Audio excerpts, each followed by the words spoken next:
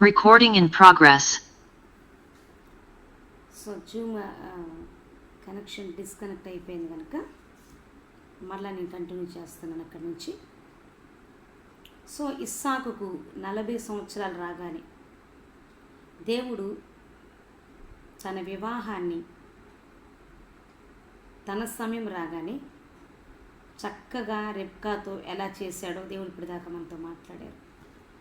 ఇస్సాకును రెబ్కాను దేవుడు కలపటానికి, జత చేయటానికి దేవుడు ఇస్సాకుకు 40 రావాలి. అయితే ఈలోపు రెబ్కాని దేవుడు సిద్ధపరుస్తూ ఉన్నాడు. అయితే ఇస్సాకు వివాహ సమయం వచ్చేసరికి తండ్రిని సిద్ధపరిచాడు, ఎలియాజర్ని సిద్ధపరిచాడు, అలాగే రెబ్కాని సిద్ధపరిచాడు, రెబ్కా కుటుంబాన్ని కూడా సిద్ధపరిచాడు. ఆ దేవుని సమయం రాగానే అందరూ తన కొరకు నిలబడేటట్టుగా, అందరూ సహాయం చేసేటట్టుగా దేవుడే తన ప్రణాళికను కొనసాగించినట్లుగా మనం చూస్తాం. అయితే వారిది దేవుని పర్ఫెక్ట్ ప్రణాళిక కాబట్టి ఇస్సాకుకు వివాహమయ్యే సమయానికి తన తల్లి అయిన శారా చనిపోయి ఉంది. తన తల్లి లేదు, తల్లిని కోల్పోయి ఉన్నాడు. అయితే తల్లి మరణము ఇంకా ఇస్సాకును బాధిస్తూ ఉంది. తల్లి జ్ఞాపకాలు వెంటాడుతూ ఉన్నాయి. అయితే అదే సమయంలో దేవుడు తల్లిలాగా ఇస్సాకును ఆదరించడానికి, తన తల్లి విషయంలో అతను పడుతున్న వేదన దుఃఖమును తొలగించడానికి ఆ సమయంలో అనగా ఆ 40వ ఏట దానికి తగిన అర్హత కలిగిన లక్షణాలు కలిగినటువంటి ఆ రిబ్కాను దేవుడు జత చేయటం జరిగింది. తల్లి లేని సమయంలోనే ఇస్సాకుకు ఆ ఆదరణ కలుగు చేయటానికి, తల్లిని గురించిన దుఃఖ నివారణ కలుగు చేయటానికి వెంటనే అటువంటి దైవ జ్ఞానము, ప్రేమ కలిగినటువంటి రిబ్కాతో ఇస్సాకుకు దేవుడు వివాహం జరిపించాడు. ఎప్పుడు ఎవరికి ఏది కావాలో దేవునికి తెలుసు. కరెక్ట్గా అది దేవుని సమయంలో అది వారు పొందుకునేటట్టుగా దేవుడు ప్లాన్ చేస్తాడు. ఆయన సమయంలో అవన్నీ చక్కగా నెరవేర్చబడటానికి ఆయన అనుమతిస్తాడు, తలుపులు తెరుస్తాడు అన్న సత్యాన్ని మీకు జ్ఞాపకం చేస్తున్నాను. కాబట్టి ఎవ్వరూ కూడా ఏ విషయంలో కూడా భయపడొద్దని, కలవరపడొద్దని, ఆలస్యమవుతుందని చింతించొద్దని నేను మీకు దేవుని పేట మనవి చేస్తున్నాను. ఇంకా ఇది మా జీవితంలో అసాధ్యం, ఇక ఇది జరగదు, మేము ఎదురు చూసాం కానీ ఇది అసాధ్యం అని మీకు అసాధ్యమని మీరు ఫీల్ అవుతున్నారు. కానీ దేవునికి అసాధ్యం కానే కాదు. మీకు అసాధ్యమని ఏ విషయంలో అనిపిస్తుందో ఆ విషయంలో దేవుడు సాధ్యపరచి నాకు సమస్తము సాధ్యమే అని రుజువుపరుస్తారు. అది వివాహం గురించైనా, ఉద్యోగం గురించైనా, వ్యాపారం గురించైనా, కుటుంబం గురించైనా, తర్వాత పరిచర్య గురించైనా, ఇంకా దేని గురించైనా సరే మీకు ఏది అసాధ్యంగా ఉందో, ఏది నమ్మలేనట్టుగా ఉందో, ఏది ఆలస్యం అవుతున్నట్టుగా ఉందో, అయితే దేవుని సమయం రాగానే అవన్నీ సుసాధ్యం చేసి దేవుడు నాకు సమస్తము సాధ్యమేనని రుజువుపరుస్తారు. ఇది అసాధ్యమని మీరు ఆలోచించొద్దు. మీ పట్ల కూడా ఈ ఇస్సాకు రిబ్కాలాగే దేవునికి ఒక పర్ఫెక్ట్ ప్రణాళిక ఉన్నది ఉన్నది ఉన్నది అని గమనించాలి. మీ పట్ల కార్యం జరిగే సమయంలో దేవుడు ఎలియాజర్ లాగా ఎవరినైనా సరే పర్ఫెక్ట్ సైన్స్ ఇచ్చి మరి వాటిని జరిగిస్తాడు. ఈలోపు మీరు సైన్లు అడగండి. నా జీవితంలో ఇది జరుగుతుంది నేను నమ్మాలంటే నాకు ఇదిగో ఈ సూచనలు ఇవ్వండి, ఈ వాక్యం ద్వారా నాతో మాట్లాడండి అని మీరు దేన్నైతే మెన్షన్ చేస్తున్నారో దేవుని దగ్గర పెట్టండి. నమ్మకంతో దేవునికి ప్రార్థన చేయండి.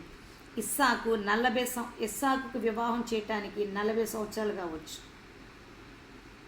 మీకు ఇంకా 40 కంటే ఎక్కువ సంవత్సరాల సమయం పట్టవచ్చు. కొంతమందికి తక్కువ వయసులోనే దేవుడు వివాహం జరిపించేస్తాడు. అది కూడా దేవుని ప్రణాళిక. చాలామంది మనుషులు లోకపరంగా ఇది వివాహానికి రైట్ టైం అని అంటారు. కాదు కాదు, అందరి విషయంలో ఒకే ఏజ్ రైట్ టైం కాదు. దేవుని ఉద్దేశంలో పరలోకపు క్యాలెండర్ ప్రకారము అంతా నిర్ణయించబడుతుంది అన్నటువంటి సత్యాన్ని మీకు ఇప్పుడు జ్ఞాపకం చేస్తున్నా. ఇస్సాకుకు 40 సంవత్సరాలకి వివాహం చేశాడు. మీకు 40 సంవత్సరాల కంటే తక్కువ చేసి ఉండొచ్చు, లేదా 40 కంటే ఎక్కువ ఏజ్ వచ్చినా ఇంకా జరగలేదా? దేవుని ప్రణాళిక ఉందాము, అడిగి తెలుసుకోండి. సూచనలు ఇవ్వమని అడగండి. దేవుని దగ్గర మీ సందేహాలు తెలుసుకోండి. అంతేగాని మీ సొంత నిర్ణయం చేసి దేవుని ప్రణాళికలో నుంచి బయటికి వెళ్ళిపోవద్దు అని మాత్రం మీకు జ్ఞాపకం చేస్తూ ఉన్నాను. ఏది ఏమైనది పర్ఫెక్ట్గా దేవుని ప్రణాళిక ఏంటో ఆయన సన్నిధిలో కూర్చొని గడిపి అడగండి అని నేను మీకు తెలియజేస్తున్నాను. ఈ లోకపరంగా 40, 45 ఈ సంవత్సరాలన్నీ ఎక్కువగా ఉంటుంది. కానీ కొందరి విషయంలో, పరలోకపు క్యాలెండర్ విషయంలో దేవుని సమయం చూసినప్పుడు అది దేవుని దృష్టికి పర్ఫెక్ట్ ప్రణాళిక, పర్ఫెక్ట్ ఏజ్ అనే సత్యాన్ని మీకు జ్ఞాపకం చేస్తున్నాను. కానీ పరలోకపు క్యాలెండర్ ప్రకారం మీ పట్ల అది సరైన కాలంలోనే నిర్ణయించబడినది. ఈ లోకంలో అందరూ కూడా వేరుగా మాట్లాడుండొచ్చు, కానీ దేవుని ప్రణాళికలో పరలోకపు క్యాలెండర్ ప్రకారము మీకు ఎప్పుడు జరుగుతుందో, ఎప్పుడు దేవుడు నిర్ణయించాడు, అదే పర్ఫెక్ట్ దేవుని యొక్క ప్రణాళికలో ఉన్న సమయము అని అర్థం చేసుకోవాలి. అది ముఖ్యంగా మీ వివాహమైనా, ఉద్యోగమైనా, వ్యాపారమైనా, సేవా పరిచర్య అయినా, ఇంకా అది ఏ కార్యమైనా సరే, అది వాగ్దానాల నెరవేర్పైనా సరే, అది సంతానం విషయమైనా కావచ్చు, అన్ని దేవుని ప్లాన్ ప్రకారమే సరైన సమయంలో జరుగుతాయి అనేది ఈ రోజున మీకు జ్ఞాపకం చేస్తున్నా.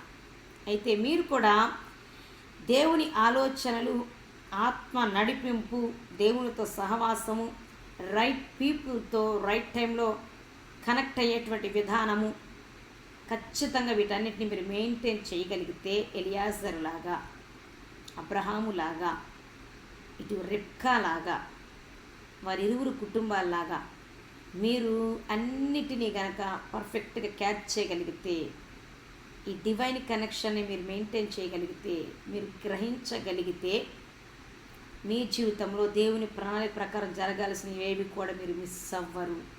అదే సొంత జ్ఞానముతో మనుషుల ఆలోచన ప్రకారం వెళితే గనక దేవుని ప్రణాళికలోంచి పక్కకి తప్పిపోయేటువంటి ప్రమాదం ఉంటుంది. ప్రణాళిక ఉండి, వాగ్దానాలు ఉండి, వాటిని అనుభవించలేనటువంటి దుస్థితిలో ఉండేటువంటి పరిస్థితికి వెళ్ళిపోతాం. కాబట్టి ఈ రోజున నేను మీకు కొన్ని విషయాలు హెచ్చరిస్తున్నాను, కొన్ని విషయాల్లో సూచనలు ఇస్తున్నాను. దేవుని ప్రణాళిక మీ పట్ల గొప్పగా ఉన్నది.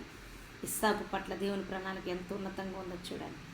40 దాకా వివాహం జరగలేదు, కానీ 40 రాగానే, ఆ సమయం రాగానే అన్ని త్వరగా జరిగిపోయాయి. రిబ్కా ఇది కూడా చూడండి. అబ్రహాము త్వరగా ఎలియాజరు చెప్పటం, ఎలియాజరు త్వరగా బయలుదేరటం, అట్నుంచి ఎలియాజరు ఏది మనసులో తలంచుకున్నాడో తన తలంచుకున్నట్టుగా ఆలోచిస్తూ ఉండగానే రిబ్కా వచ్చేసిందంట. ఆ రిబ్కా కూడా అక్కడ చదివినట్లయితే ఆదికాండం 24లో త్వరగా పరిగెత్తుకుంటూ పోయి ఒంటెలకు నీళ్ళు పెట్టిందంట.